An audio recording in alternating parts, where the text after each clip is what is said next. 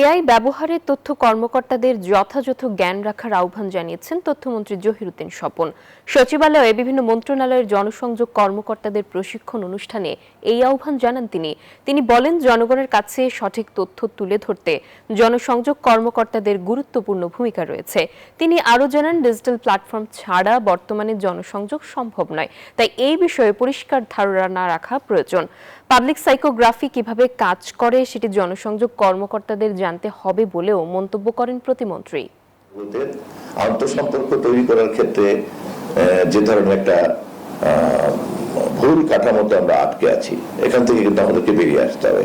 Morally যদি দেখি তাহলে আর্টিফিশিয়াল ইন্টেলিজেন্স দিয়ে অনেক কিছু করা সম্ভব, যেটা দেশের জন্য, জনগণের জন্য, পৃথিবীর জন্য একটি ভালো বার্তা এবং ভালো কিছু বয়ে আনবে।